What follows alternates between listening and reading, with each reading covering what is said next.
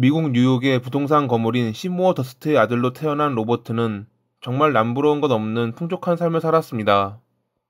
할아버지 때부터 물려온 부로 인해 항상 자기 뜻대로 모든 것을 할 수 있었던 로버트. 그런 그가 2021년 10월에 살인죄로 종신형을 선고받을 줄은 아마 아무도 몰랐을 것입니다.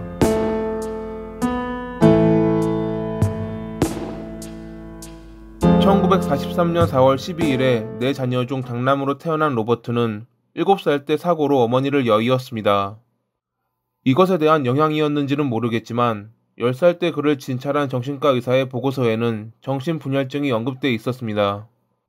1965년 리아이 대학교 경제학과를 졸업한 뒤 로스앤젤레스 캘리포니아 대학교 박사과정을 등록했지만 금방 학교를 그만두고 1969년 뉴욕으로 돌아왔던 로버트. 아버지 시모어는 로버트에게 후계자 자리를 넘겨주기 위해 자신의 밑에서 일할 것을 강요했지만 로버트는 새로운 사업을 위해 뉴욕을 떠났습니다. 젊은 날의 치기 혹은 아버지의 힘을 벗어나 새로운 것을 경험해보고 싶었던 것이었을지도 모르겠습니다. 로버트는 1971년에 치위생사인 캐슬린과 만나 사랑에 빠지며 결혼을 했습니다. 당시 그는 건강식품 가게를 운영하고 있었죠. 그때까지도 시모어는 로버트에게 회사 일을 도우라고 압박을 주었고 결국 로버트는 모든 사업을 접고 아버지의 뜻을 따라 1973년에 뉴욕으로 돌아왔습니다. 모든 것이 시모어가 원하는 대로 흘러가고 있었습니다. 1982년 2월 1일 로버트의 아내 캐슬린이 사라지기 전까지는 말이죠. 그녀는 전날 코네티컷주에 있는 친구 나자미의 집에서 열린 파티에 참여했었고 남편의 전화를 받은 뒤 집으로 간다며 떠났습니다. 당시 나자미는 캐슬린이 남편의 전화를 받았을 때 매우 화가 나 있는 상태였다고 기억합니다.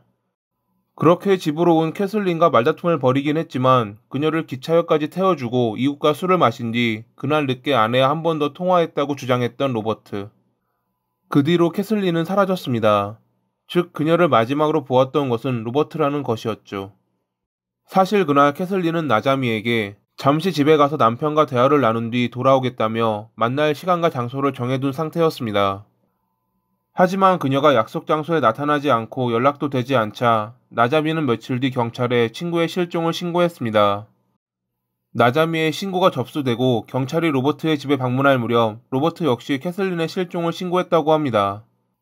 캐슬린이 실종 3주 전 병원에서 치료를 받았던 기록과 당시 남편과 싸웠고 이혼을 준비 중이라는 말을 했다는 친구의 증언으로 경찰은 로버트를 의심했습니다.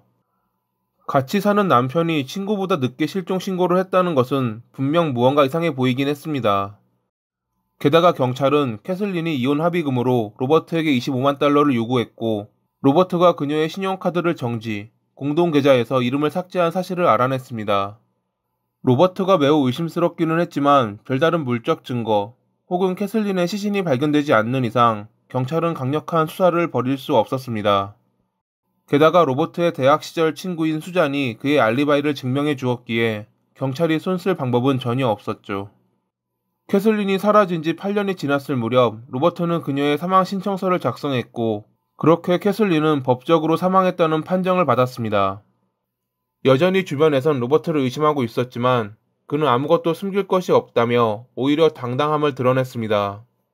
하지만 이로 인해 아버지 시모어와 마찰이 생겼고 시모어는 결국 자신의 회사를 차남 더글라스에게 넘기게 됩니다. 로버트는 더글라스가 아버지의 회사를 넘겨받은 것에 대해 동생이 자신에게 빚을 졌다고 표현했다고 합니다. 후에 유산상속 문제로 로버트는 자신의 몫을 위해 소송을 제기, 6,500만 달러를 받아내는데 성공했습니다.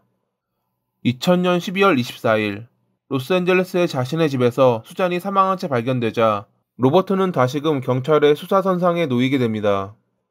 캐슬린이 실종됐을 당시 로버트의 알리바이를 증명해 주었던 수잔의 죽음.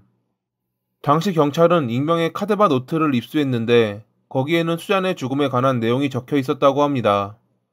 게다가 편지의 소인이 찍힌 날짜는 12월 23일. 범인이 우편으로 카데바 노트를 보냈을 가능성이 매우 높았습니다. 하지만 우편이 도착하기 전 뒷문이 열려있다는 이웃집의 신고로 수잔의 사망을 조기에 발견할 수 있었던 경찰. 그녀가 최근 로버트로부터 2차례에 걸쳐 5만 달러를 받은 것 때문에 경찰은 로버트를 의심했습니다. 경찰은 수잔이 캐슬린의 실종에 대해 무언가를 알고 있고 지속적으로 로버트에게 입막음 비용을 요구하자 그가 수잔을 살해했을지도 모른다고 의심했던 것입니다. 하지만 현장에 범인이 별다른 증거를 남기지 않았기에 경찰은 의심만 가질 뿐 별다른 조치를 취하지 못했습니다. 그런 로버트가 체포된 것은 2001년 10월 9일, 그의 이웃인 모리스가 사망한 채 발견되면서입니다.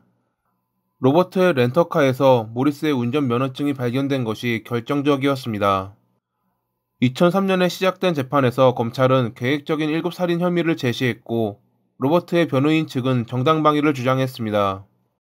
사건 당일 로버트는 모리스가 갑자기 자신에게 권총을 들이밀며 위협했고, 몸싸움을 벌이던 도중 그가 자신의 총에 맞아 사망했다고 주장한 것입니다. 순간 겁이 나서 모리스의 시신을 훼손한 뒤 갤버스턴만에 유기했다고 자백했던 로버트. 모리스는 얼굴 부위에 총을 맞았는데 복원이 어려웠기에 검찰은 로버트의 주장을 반박할 만한 법적 증거를 찾을 수 없었습니다. 죽은 자는 말이 없다는 표현에 딱 걸맞은 상황이었죠. 결국 증거 부족으로 로버트는 계획적 살인 혐의에 대해서 무죄를 판결받았고, 증거 조작 혐의에 대해서만 유죄가 인정되며 5년의 징역을 선고받았습니다. 그렇게 2005년 7월 15일에 로버트는 가석방되며 사회로 돌아왔습니다. 그의 이름이 다시 언급된 것은 2015년 6부작 HBO 다큐멘터리에서 캐슬린의 실종, 수잔의 죽음, 모리스의 살해에 관해 다루면서부터입니다. 방송을 위해 관계자들은 로버트와 인터뷰를 가지기도 했는데, 마지막 화가 방영되던 날 그가 체포되는 일이 발생합니다. 로버트가 인터뷰 도중 했던 말이 결정적이었습니다. 당시 깜빡하고 마이크를 단 채로 화장실에 갔던 그는 다음과 같은 말을 했습니다. What the hell did I do? Kill them all. Of course. 별거 아닌 말 같았지만 의미심장했던 이 자백 아닌 자백으로 인해 로버트는 재판대에 다시 서게 됐습니다. 2000년에 경찰이 입수했던 카데바 노트와 1999년에 로버트가 수잔에게 보낸 편지의 필적이 일치한다고 지적했던 검찰. 다큐멘터리 촬영 당시 로버트는 카데바 노트를 언급하며 노트를 쓴 사람이 수잔을 죽였다고 주장하기도 했습니다. 그의 주장대로라면 그는 스스로 목을 죄인 것이나 다름없었죠. 로버트의 변호인단은 카데바 노트를 로버트가 썼다는 것을 인정했지만, 카데바 노트가 보여주는 것은 이를 우편으로 보낸 사람이 집에 시체가 있다는 것을 알고 있었다는 것이지 그가 살인을 저지른 것은 아니다라는 주장을 펼쳤습니다. 지속해서 로버트의 건강 상태가 좋지 않다며 재판을 연기하려 했던 변호인들, 수잔의 옛 지인들을 증인으로 내세우며 11주 동안 여러 증거를 제시한 검찰. 재판은 점점 한쪽으로 기울고 있었습니다. 2015년부터 시작된 수잔의 살인에 대한 재판은 2021년 10월 14일에 로버트가 가석방 없는 종신형을 선고받으며 끝을 맺었습니다. 로버트의 변호인단은 지속적인 항소를 해나갈 것이라 밝혔다고 합니다. 식도암, 방광암, 수두증 등 여러 병을 앓고 있는 로버트는 최근에 코로나 양성 반응을 보이며 매우 상태가 좋지 않다고 합니다. 이것으로 보아 아마 캐슬린의 실종에 관해서는 그의 입을 통해 어떠한 것도 들을 수 없을지도 모릅니다. 물론 그의 주장처럼 그가 실제로 캐슬린의 실종과 아무런 연관이 없을지도 모르고요. 권선징악. 이 사자성어처럼 나쁜 사람들이 죗값을 받는 날이 오길 바랍니다. 누군가는 지금 그 죗값을 받고 있을지는 모르겠지만요. 오늘도 시청해 주셔서 감사합니다.